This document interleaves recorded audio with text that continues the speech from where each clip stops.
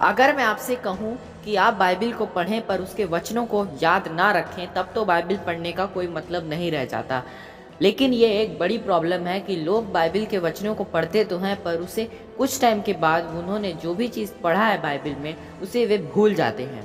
तो आज हम लोग दो बातें जानने वाले हैं जिसका यूज़ करके लोग बाइबिल के वचनों को बहुत लंबे समय तक याद रख सकते हैं। और यह एक गलती भी है कि लोग इन दो बातों को फॉलो नहीं करते हैं। तो मैं आप लोगों से कहना चाहूँगा कि आप लोग इन दो बातों को जानने के बाद इन्हें फॉलो ज़रूर कीजिएगा। इससे पहले कि मैं वीडियो को और आगे बढ़ाऊँ, आप हमारे Jesus is life forever channel को सब्सक्राइब कर लीजिए और बेल आइकन दबाना ना भूलिएगा।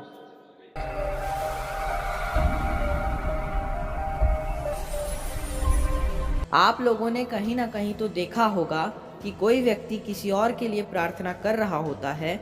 अगर वे व्यक्ति बीमार है तो उसी से रिलेटेड वे वचनों को बोल बोल कर प्रार्थना कर रहा होता है। तब आप सोचते हैं कि उस व्यक्ति को ये सारे वचन कैसे याद रहते हैं। तो ये तो प्रार्थना के समय जब वे वचनों को बोल रहे होते हैं और याद आ रहा होता है, ये सब तो पवित्र आत्मा के द्वारा हो रहा होता है। पवित्र आत्मा जब चाहेगी तब आप भी वचनों को याद रख पाएंगे, बोल पाएंगे और किसी और को समझा पाएंगे।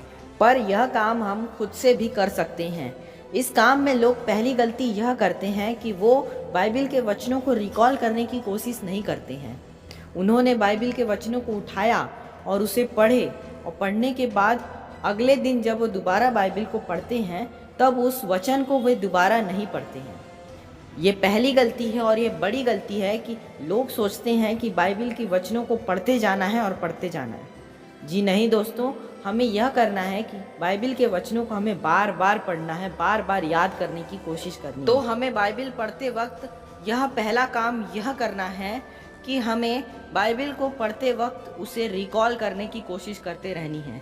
हमें बाइबिल के वचन को पढ़ना है और पढ़ने के बाद आँखों को बंद करिए और आँखों को बंद करने के बाद यह याद करने की कोशिश कीजिए कि आपके वचन में क्या लिखा है, उस वचन में क्या लिखा है और उस वचन से हमें क्या सीख मिलती है और वो हमें क्या समझाना चाहती है। ये बातें आपको सोचनी है।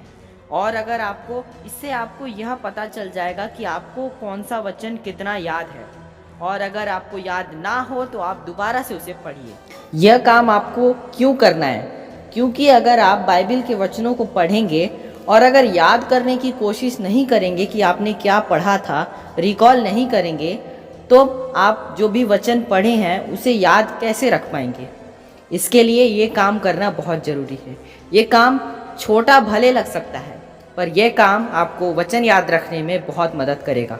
तो बाइबिल पढ़ते वक्त आपको पहला काम यही करना है कि सबसे पहले आप जो भी वचन पढ़ते हैं उस वचन को रिकॉल करने की कोशिश करना है। आंखें बंद करिए, सोचिए कि आपने क्या पढ़ा है और आपको उस वचन से क्या समझ आता है, जिससे कि आपको वो वचन ज़्यादा से ज़्यादा टाइम तक याद रहेगा। और उसके साथ साथ आपको जो वचन आपने पढ़ा है उसे बार बार पढ़ने का कोशिश करें। उसे जितने बार आप पढ़ेंगे उतना ज़्यादा देर तक वो आपको याद रहेगा। दूसरी बड़ी गलती लोग यह करते हैं कि वे बाइबिल के वचनों को पढ़ते तो हैं पर उसे लिखते नहीं हैं। आपको बाइबिल के पढ़ने के साथ साथ उसे लिखना भी बहुत ज़रूरी है। आप जब भी कोई बाइबिल के वचन को पढ़ें तो उसे लिखें और उसके नीचे आप लोग उसकी पूरी डिटेल्स लिख सकते हैं, जैसे कि आपने उसमें क्या समझा, क्या सीखा। आप इस तरह की एक नोट कॉपी आप आज ही लेकर के आइए। वैसे आपके घर में तो होगा ही, आज ही लीजिए और आपने जो भी वचन पढ़ा है उसे उसमें लिखना शुरू कीजिए। और अब जब भी उस बाइबिल के बुक्स को जिसमें आपने लिखा है, जो भी आपने लिखा है, जिस कॉपी में भी लिखा है, वो कॉपी अब सालों बाद भी उठाएंगे तो आपने जो पहले पढ़ा था वो आपको लाइन बाय लाइन याद आ जाएगा। तो मैं उम्मीद करता हूँ कि आपको ये वीडियो देख करके कुछ मदद मिली होगी, और अगर आपको इस वीडियो से मदद मिली है तो आप मुझे कमेंट करके बताएं। तो आज के इस वीडियो में बस इतना ही। तो तब तक के लिए आप सभी को जय मसीह की।